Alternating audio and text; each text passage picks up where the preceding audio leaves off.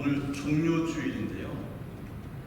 종료주일에 대한 기록, 예수님께서 예루살렘 성에 입성하시는 그 사건에 대해서는 사복음서가 동일하게 기록을 하고 있습니다. 마태, 마가, 누가, 요한 동일하게 기록을 하고 있을 만큼 중요한 사건이기 때문에 사복음서가 다 기록을 하고 있습니다. 그때 보신 동영상 가운데 예수님께서 우셨다, 예루살렘 성을 바라보시고 우셨다라는 표현은 누가복음에만 기록되어져 있습니다. 그래서 사복음서를 이렇게 비교하고 대조하면서 보면 예수님께서 예루살렘 성에 어떻게 입성하셨고 그 의미가 무엇인지를 잘 살펴볼 수 있는데요.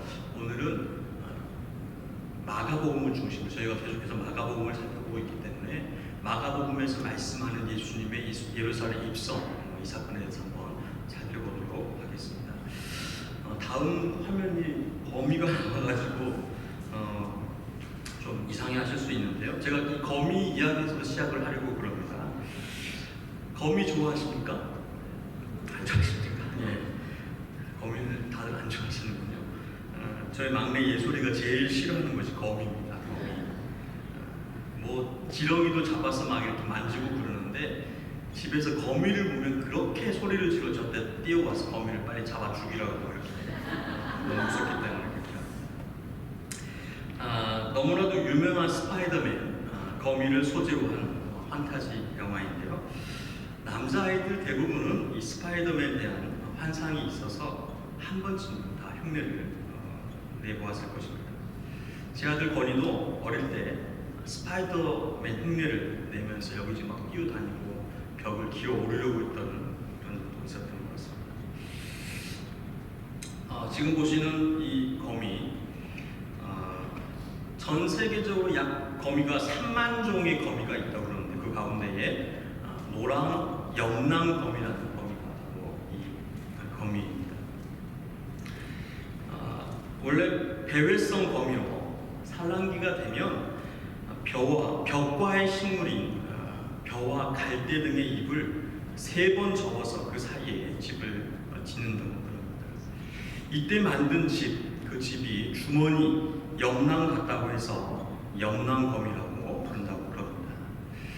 어미거미는 집 안에 들어가서 알을 낳고 부화할 때까지 그 새끼를 돌보는데요. 새끼가 알에서 부화 후에 한 번 탈피를 하고서는 그 어미거미를 잡아먹는다고 그럽니다.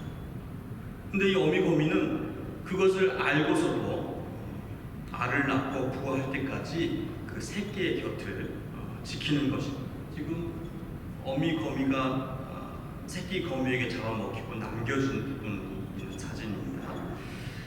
그러니까 어미거미는 잡아먹히기 위해서, 죽기 위해서 집을 짓고 알을 낳고 알 곁에 머무는 것입니다. 죽는다는 것을 알면서 죽기 위해서 알을 낳고 알 곁을 지키는 어미거미라는 것입니다. 오늘 성경 본문에 죽을 것을 아시고 아니 죽기 위해서 예루살렘 성으로 들어가시는 분이 계십니다. 바로 예수 그리스도이십니다. 오늘 본문은 이렇게 시작합니다. 그들이 예루살렘에 가까이 와서 예수님과 제자들이 예루살렘을 향하여 가고 있는데 그들이 예루살렘에 가까이 왔다. 그런데 예루살렘에 가시는 이유가 분명합니다. 오늘 본문 앞 마가복음 10장 32절로 33절에 이렇게 마가는 기록하고 있습니다. 예루살렘으로 올라가는 길에 예수께서 그들 앞에 서서 가시는데 그들이 놀라고 따르는 자들은 두려워하더라. 이에 다시 12제자를 데리시고 자기가 당할 일을 말씀하여 이르시되 보라 우리가 예루살렘에 올라가노니 인자가 대제사장들과 서기관들에게 넘겨지매 그들이 죽이기로 결의하고 이방인들에게 넘겨주겠고 제자들에게 분명히 말씀하셨습니다. 보라 우리가 예루살렘에 올라가노니 인자가 대제사장들과 서기관들에게 넘겨지매 그들이 죽이기로 결의하고 이방인들에게 넘겨줄 것이다. 죽기 위해서 예루살렘으로 가시는 것이었습니다. 그들이 예루살렘에 가까이 와서 감람산 벳바게와 베다니에 이르렀을 때에 예루살렘으로 가시는, 죽기 위해서 가시는 길 가운데에 감람산에 이르게 되어집니다. 이 감람산은 예루살렘 동쪽에 있는 해발 약 800m, 2600피트 정도 되는 높은 언덕입니다. 이 감람산은 감람나무, 올리브 나무 숲이 우거져 있기 때문에 감람산이다 이렇게 불려졌습니다. 근데 이 감람산에 벳바게와 베다니 마을이 있었습니다. 벳바게에 도착해서 맞은편 마을 베다니로 제자 둘을 보내십니다. 이 베다니로 보낸 그 두 제자가 누구인지 성경에 정확하게 기록되어 있지 않지만 누가복음 22장 8절을 보니까 예수님께서 유월절 준비를 위해서 베드로와 요한을 보내신 것이 기록되어져 있습니다. 그러니까 그 누가복음의 기록에 의하면 아마도 베다니로 보낸받은 두 제자가 베드로와 요한이라고 생각이 되어집니다. 이 두 제자에게 예수님께서 나귀 한 마리를 끌고 오너라 이렇게 말씀하셨습니다. 그런데 이 나귀는 아직 아무도 타보지 않은 새끼 나귀였던 것입니다. 근데 그냥 매어 있는 것을 그냥 풀어서 끌고 오라 이렇게 두 제자에게 말씀을 하셨습니다. 성경에 그 기록되어진 말이 매여 있는 것을 보리니 풀어 끌고 오라 이렇게 좀 고상하게 기록되어져 있는데 이 말을 쉽게 풀자면 그냥 훔쳐와 이 의미, 그냥 데려와. 아마도 베드로와 요한은 이상하게 생각을 했을 것입니다. 하지만 예수님께서 그들에게 이렇게 말씀하셨습니다. 만일 누가 너희에게 왜 이렇게 하느냐 묻거든 주가 쓰시겠다. 그리하면 즉시 이리로 보내리라 하시니 매여 있는 새끼 나귀를 풀어서 끌고 오는데 혹시 누가 묻거든 주가 쓰시겠다 하라. 주가 쓰시겠다 하라. 베드로의 제자 마가가 마가복음을 기록하면서 스승인 베드로의 증언을 바탕으로 마가복음을 기록했습니다. 아마도 베드로가 예수님의 이 말씀을, 주가 쓰시겠다는 이 말씀을 강조했던 것 같습니다. 그리고 마가는 스승 베드로에게 그 예수님의 말씀을 듣고 그 말씀을 전하고 싶어 했던 것 같습니다. 주가 쓰시겠다. 주가 쓰시겠다. 이 주라고 하는 단어가 원어로는 큐리오스라는 단어입니다. 주인이라는 뜻입니다. 종이 자신의 소유주인 주인을 가리킬 때 주인님 할 때에 큐리오스라고 합니다. 또한 당시 로마 황제를 지칭할 때에 큐리오스라고 이야기를 하는 것입니다. 주인, 왕을 나타내는 말이 바로 큐리오스, 주인이라는 뜻입니다. 로마라는 나라의 그 소유주는 황제입니다. 왕입니다. 로마의 주인은 황제, 왕인 것입니다. 또한 로마가 통치하는 식민지 나라 또한 황제의 것이었습니다. 그 땅의 모든 것이 황제의 것이었습니다. 주께서 쓰시겠다 하는 이 새끼 나귀가 예수님의 것이다라는 것을 나타내고 있는 것입니다. 이스라엘의 주인이신, 이스라엘의 왕이신 예수 그리스도, 이스라엘이 예수님의 것이며 로마가 예수님의 것이며 온 우주 만물이 예수님의 것이라는 것입니다. 예수님이 주인이시며 왕이시다. 이것을 이 사건을 통해서 마가는 주께서 쓰시겠다 하라라고 기록하여 말씀하고 있는 것입니다. 온 우주 만물이 주님 예수 그리스도의 것인 것입니다. 마가는 이것을 전하고 싶었습니다. 온 우주 만물의 주인이신 왕이신 예수 그리스도, 주께서 쓰시겠다 하라라고 하는 표현은 온 우주 만물의 주인이 바로 그리스도이시다. 그 예수 그리스도가 왕이시다. 이것을 나타내고 있는 것입니다. 온 우주 만물의 주인이신 예수 그리스도를 믿으시기를 간절히 소원합니다. 우리는 자주 잊어버립니다. 내가 가지고 있는 것이 내 것이라고 착각할 때가 너무 많이 있습니다. 저희 막내 예솔이가 먹고 싶은 과자를 사달라고 그래서 과자를 사주고 제가 뺏어 먹으면 이렇게 이야기합니다. 아빠는 왜 내 것을 뺏어 먹어? 그럼 저는 이렇게 얘기합니다. 그 과자는 내 것이야. 내가 샀으니까 내 것이야. 내가 내 돈으로 과자를 사서 사랑하는 내 딸에게 준 것입니다. 내게 있는 모든 것이 하나님의 것입니다.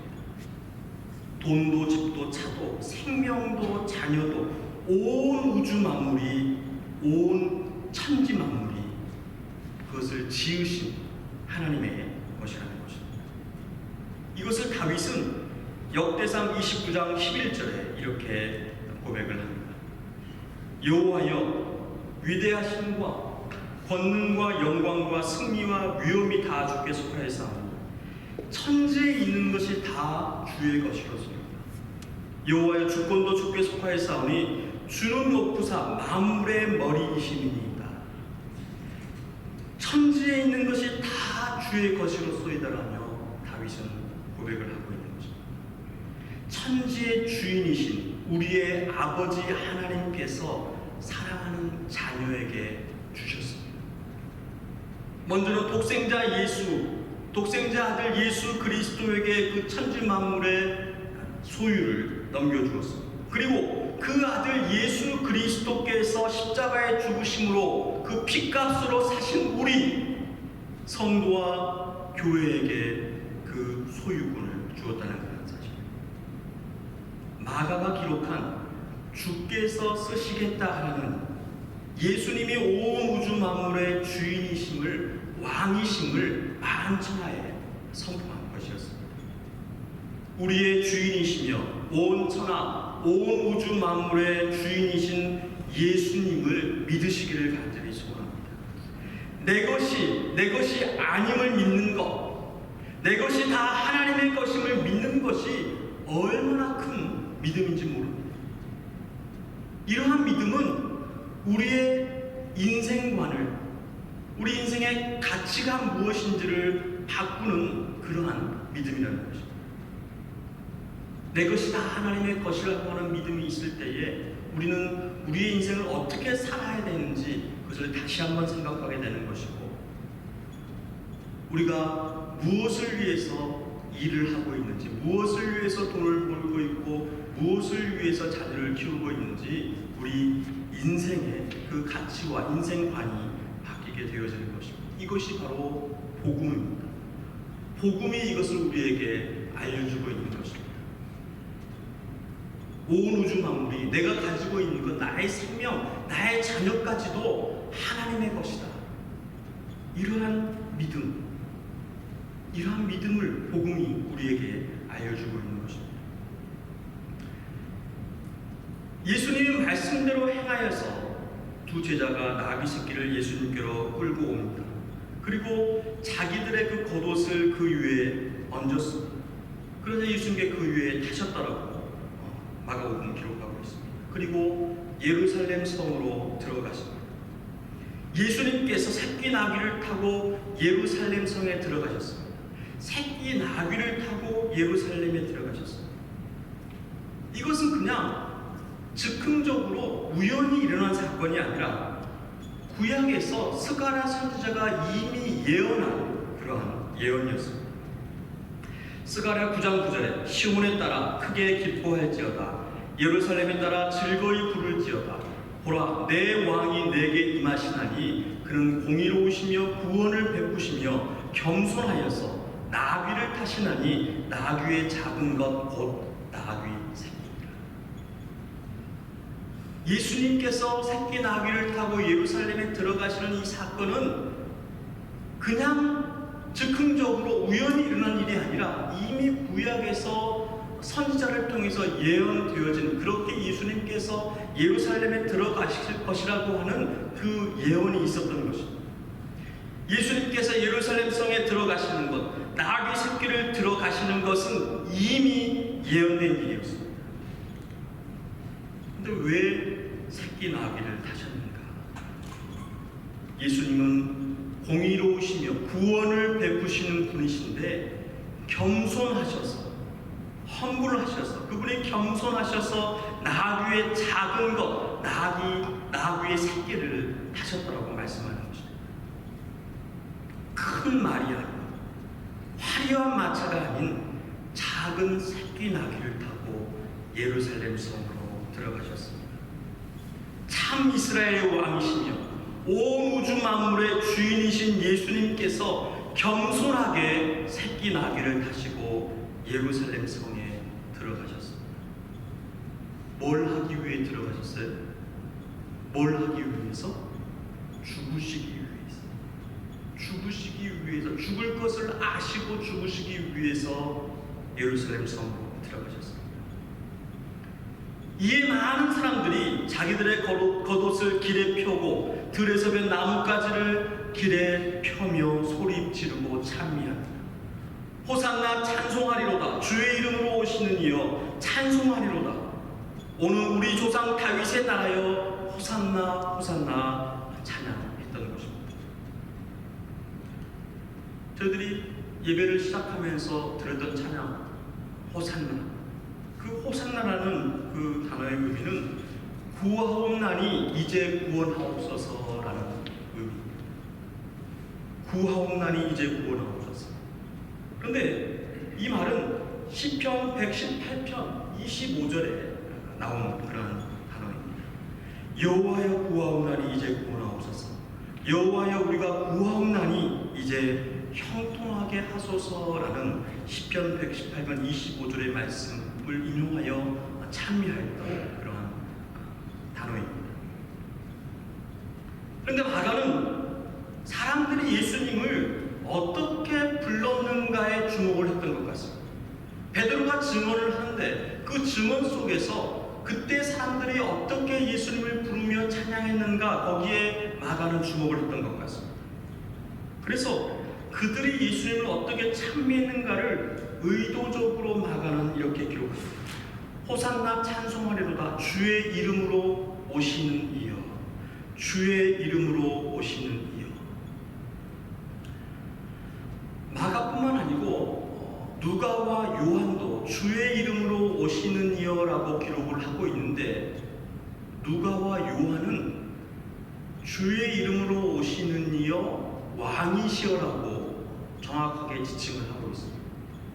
근데 마태와 마가는 주의 이름으로 오시는 이여라고만 기록을 하고 있는데, 마태가 마가의 그 복음서를 보고 기록했기 때문에 그 원조는 마가복음, 그러니까 마가가 주의 이름으로 오시는 이여가 원조가 되는 것입니다. 그래서 마가는 주의 이름으로 오시는 이여에 대한 의미를 부여했던 것 같습니다. 예수님을 주라고 하지 않았습니다. 물론 누가와 요한의 증언에 의하면 여러 곳에서 여러 함성들이 들렸을 것입니다. 주의 이름으로 오시는 이여, 왕이시여, 다윗의 자손이여, 다윗의 나라여, 이런 많은 함성들이 있었을 텐데, 마가가 주목했던 것은 주라고 칭하지 않고 왕이라고 하지 않고 주의 이름으로 오시는 이, 또한 오는 우리 조상 다윗의 나라라고 했다는 것에 주목을 했습니다. 그때 예루살렘 성으로 들어가시는 예수님을 향하여서 함성을 질렀던 그 사람들의 바램과 그 뜻은 무엇이었던가? 그들이 원했던 것은 바로 다윗 왕조의 부활이었습니다. 이스라엘이 가장 강성했던 때, 다윗 왕이 다스렸던 그 때가 다시 이루어지기를 바랬다는 것입니다. 로마의 그 식민지 통치 아래에서 빨리 벗어나서 로마를 정복하고 로마와 제3계를 정복하고 다스리며 통치하기를 그들은 바랬다는 것입니다.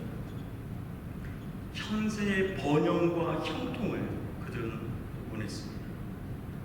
호산나 찬미가 기록된 시편 118편 25절, 여호와여 구하옵나니 이제 구원하소서. 여호와여 우리가 구원하옵나니 이제 형통하게 하소서.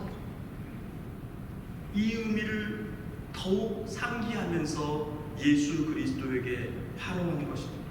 형통하게 하옵소서. 예루살렘 성으로 들어가시는, 죽기 위해서 들어가시는 그 예수 그리스도를 향해서 형통에 대한 소망을 노래했던 것입니다. 그리고 그들의 귓가에는, 그들의 뇌리 속에는 여리고성에서 눈을 뜬 보지 못하는 시각장애인 거지 바디메오의 외침이 남아있었던 것입니다. 마가복음 보면 예수님께서 예루살렘 성에 입성하기 앞서서 그 사건에 앞서 마가복음 10장 46절로 52절에 여리고성에서 고침받은 거지 바디메오에 대해서 기록을 해놓았습니다. 예수님께서 여리고성에 가셨는데 앞을 보지 못하는 거지 바디메오가 길가에 앉았다가 예수님께서 오셨다는 그 소식을 듣고 소리를 지르고 다윗의 자손 예수여 나를 불쌍히 여기소서.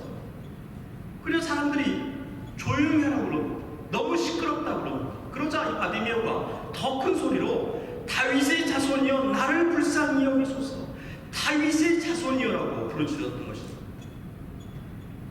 그러자 예수님께서 바디메오를 부르시고 묻습니다. 내게 무엇을 하여 주기를 원하느냐? 바디메오는 즉각 선생님이여 보기를 원하나이다. 보기를 원하나이다. 그리고 예수님께서 즉각 그 바디메오를 보게 해주셨습니다. 그리고 성경의 기록은 그가 예수님을 따랐다, 앞을 보고 눈이 뜨여서 보고 예수님을 따랐다라고 기록했습니다. 어쩌면 이 바디메오가 예수님을 계속 따르면서 예루살렘 성까지 왔을지 모르겠습니다. 예수님을 향한 그 찬미가 바디메오의 외침을 통해서 시작되었을지 모르겠습니다.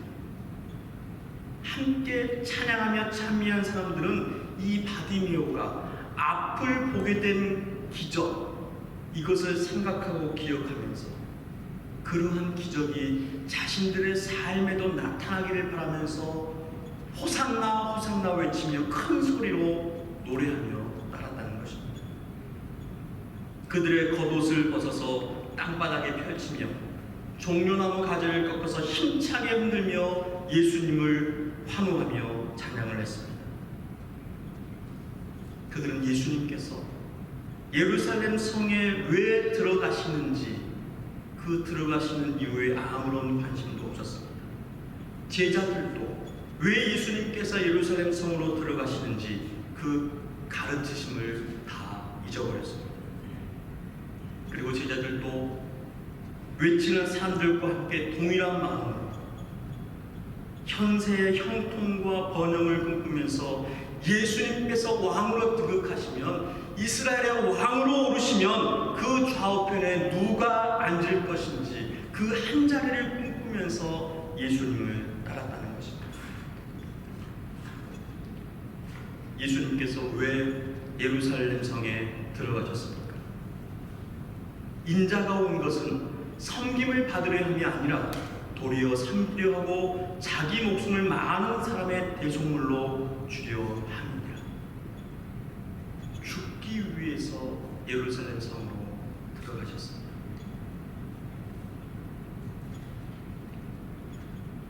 아들을 사랑하는 한 아빠가 있었습니다. 일을 마치고 집에 돌아올 때마다 아들을 위해서 과자도 사오고 치킨도 사오고 아이스크림도 사오고 또 뭐도 사왔을까요? 우리 아빠들 뭐 사오세요? 소주 안 사오세요? 소주요? 뭐 피자도 사왔습니다. 처음에는 집에 오는 아빠를 맞이하는 아들, 그 아들의 눈은 아빠의 눈을 맞추며 힘껏 안아주고 뽀뽀도 해주었습니다. 고맙다고도 했습니다. 그런데 시간이 지나면서 아들의 시선이 아빠의 눈에 있는 것이 아니라 그 시선이 아빠의 손에 있었습니다. 무엇을 사오는가가 궁금했습니다. 같은 것을 사오면 에이 또 이거야? 아무것도 안 사온 날에는 왜 안 사왔어? 이제 더 이상 날 사랑하지 않는 거야? 안고 울고 불며 난리였습니다. 아빠를 사랑하는 것이 아니고 아빠가 사온 것을 사랑하는 것입니다. 예수님을 따르는 우리들, 제자들은 예수님의 손에 주목을 했습니다. 자신들의 손으로 겉옷을 펼쳐서 나귀 등에 올려놓았습니다. 자신들의 손으로 겉옷을 바닥에 펼쳐놓았습니다. 종려나무 가지를 꺾어서 흔들며 환호하며 찬미했습니다. 그렇게 그들의 손으로 해드렸기에 예수님께서 자신의 손으로 무엇을 해주실지 그것에 관심이 있었고 그 손에 집중했던 것입니다. 이스라엘의 왕으로 등극하실 그 예수님을 그들은 꿈꿨습니다. 이스라엘의 왕이 되셔서 로마를 무너뜨리고 전 세계의 왕으로 다스리실 것을 그들은 바랬습니다. 하지만 예수님께서는 죽으시기 위해서 십자가에 못 박히셔서 물과 피를 다 쏟으시며 우리를 욕심과 죄악과 사망으로부터 구원하시기 위해서 죽으시기 위해서 예루살렘 성에 들어가셨다는 그런 사실입니다. 그런데 제자들과 무리들은 이것을 잊어버렸습니다. 아니, 원하지 않았기 때문에 알았어도 인정하기 싫었을 것입니다. 그리고 일부러 마음에서 생각해서 지워버렸을 것입니다. 주님께서 사랑하시는 성도 여러분, 우리의 시선은 어디에 있습니까? 아버지 하나님의 손에 있습니까? 우리를 위해 죽으시기 위해서 십자가에 못 박히시기 위해서 예루살렘으로 들어가신 그 예수님의 손에 무엇이 들려있는지, 그 손에 무엇을 드실 것인지 그 손을 기대하며 바라보고 있지는 않습니까? 내가 내 손으로 주님께 얼마나 많은 것을 해드렸는데, 얼마나 열심히 해드렸는데 당신의 손으로는 내게 무엇을 해주실 것입니까? 이러면서 그 손을, 그 주님을 째려보고 있지는 않습니다. 우리를 위해서 죽음으로 가신 예수 그리스도, 그 주님과 함께 죽고 함께 살아야 하건만 베드로와 같이 주님을 부인하고 다른 제자들처럼 십자가에서 멀리 도망하여서 우리의 처소로 돌아가지는 않고 있지 않습니까? 주님께서 고난받고 십자가에 죽으시기 위해 예루살렘 성으로 들어가신 이 고난주간의 시작 종료주일에 우리가 무엇을 믿고 무엇을 소망하고 있는지, 그리고 주님을 사랑하고 있는지, 주님과 함께 죽고 주님과 함께 사는 믿음의 결단과 행함이 있는 그런 한 주간, 그러한 인생이 되어지기를 간절히 소원합니다. 우리의 시선이 주님의 손에 그 못자국에 있기를 주님의 이름으로 축원드립니다.